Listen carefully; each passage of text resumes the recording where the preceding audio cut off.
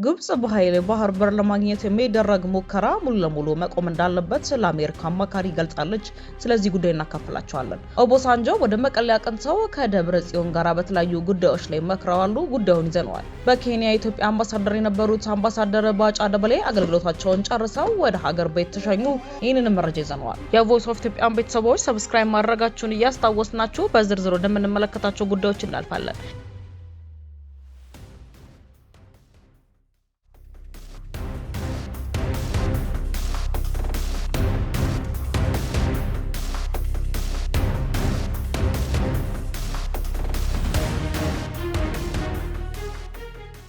የግብጽ የውጭ ጉዳይ ሚኒስተር ባድር አብደላቲ ከዓለም አቀፍ ሕግ አውጪ በኃይል ባህር በር ለማግኘት የሚደረጉ ጥረቶች መቆም እንዳለባቸው ለአሜሪካው ፕሬዝዳንት የአረብና የአፍሪካ ጉዳዮች አማካሪ ተናገሩ።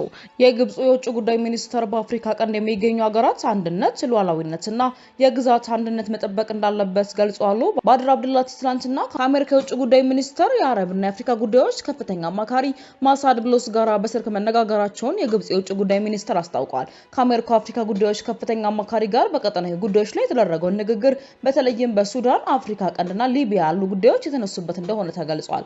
ግብጽ የእርስ በርስ ጦርነት ውስጥ ላለችው ሱዳን አንድነት፣ ሉዓላዊነትና የግዛት አንድነት ያላት ድጋፍ የማይናወጥ እንደሆነ መግለጿን የጉዳዩ ሚኒስትሯ መግለጫ ያመለክታል። ሱዳን ውስጥ ትይዩ ተቋማትን ለመፍጠር የሚደረግ ማንኛውንም ሙከራ ሀገራቸው እንደምትቃወም የገለጹት አብደላቲ 3 ዓመት ያለፈውን ጦርነት ለመቋጨት በሱዳናውያን ባለቤትነትና መሪነት የሚካሄድ አጠቃላይ የፖለቲካ ሂደት እንደሚያስፈልግም አንስተዋል። በግብጽ የውጭ ጉዳይ ሚኒስተርና የአሜሪካ የአፍሪካ ጉዳዮች ከፍተኛ አማካሪ ንግግር ላይ በአፍሪካ ቀንድ የሚታዩ ጉዳዮችን ተነስተዋል። የግብጽ የውጭ ጉዳይ ሚኒስተር በቀጠናው የሚገኙ ሀገራት አንድነት፣ ሉዓላዊነትና የግዛት አንድነት መጠበቅ እንዳለበትም ተናግረዋል።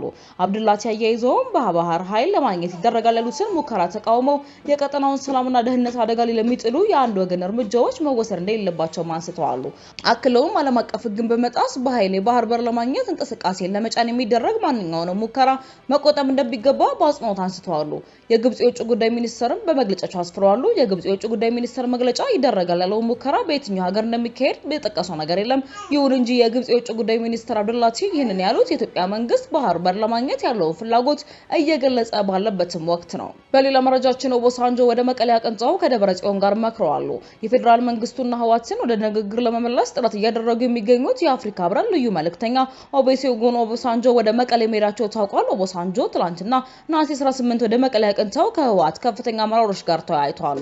ህወሓት ከፌዴራል መንግስት ጋር ለመወያየት ቅድመ ሁኔታዎች አስቀምጧል። ከቅድመ ሁኔታዎቹ ከተሟሉ ወደ ውይይት ለመመለስ ቁርጠኛ መሆኑን ገልጿል። የኢኮኖሚ ማዕቀብ እገዳ ማንሳት፣ ወታደራዊ ከበባ ማቆምና የተፈጠረውን ውጥረት ማርገብ፣ የትግራይ ሉዓላዊ ግዛት ወደ ነበረ በመመለስ የተፈናቀሉ ሰዎች ደህንነታቸውንና ክብራቸውን በጠበቀ መንገድ መመለስ፣ የራሱን የህወሓትን ፖለቲካዊና ህጋዊ ማንነትን መመለስ የሚሉ ሲሆኑ ይሁን እንጂ ህወሓት በራሱ በኩል ህልውናዬን በብልጽግና መቃብር ላይ አረጋግጫለሁ በሚል የጦርነት ዝግጅት ላይ መሆኑም ይታወቃል። የቮይስ ኦፍ ኢትዮጵያ ቤተሰቦች ሰብስክራይብ ማድረጋችሁን እያስታወስናችሁ ለምትዘገባችን እናልፋለን።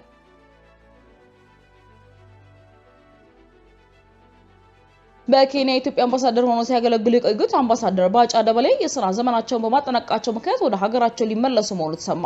ጀነራሉ ይህንን አስመልክቶ ባሳለፍነው ቅዳሜ የሽኝት መርሃ ግብር እየተደረገላቸው እንደነበረ በኬንያ የኢትዮጵያ ኤምባሲ አስታውቋል። በኬንያ የፌዴሪ ባለሙሉ ስልጣን አምባሳደር የተባበሩት መንግስታት ድርጅት የናይሮቢ ቢሮ፣ በተባበሩት መንግስታት ድርጅት የአካባቢ ጥበቃ ፕሮግራም እንዲሁም በመንግስታቱ ሀቢታት ተቋም የኢትዮጵያ ልዩ መልእክተኛ ሆነው ሲያገለግሉም ቆይተዋል።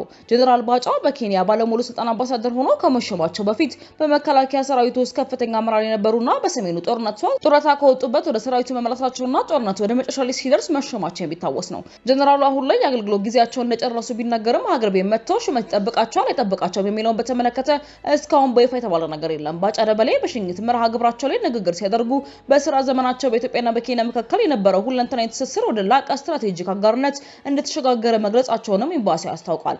አምባሳደሩ አክለውም ሁለቱ እህትማማቾች ሀገራት በሰላምና ደህንነት ትብብር በከፍተኛ ደረጃ ማደጉን ጠቅሰው በቆይታቸው የተፈረመ መከላከያ ትብብር ስምምነት የትብብሩ ዋነኛ ማሳያ መሆኑን እንደገለጹ ታውቋል። ጀነራሉ አክለውም በሁለቱ ሀገራት ባሉ የደህንነት መዋቅሮች መካከል በተፈጠረ የተቀናጀ የመረጃ ልውውጥ በመደረጉ ኦነግ ሸሪና አልሸባብ ያሉ ጸረ ሰላም ኃይሎችን በጋራ የድንበር አካባቢዎች ላይ በስኬት ማጽናት ተችሏል ሲሉም ገልጸዋል።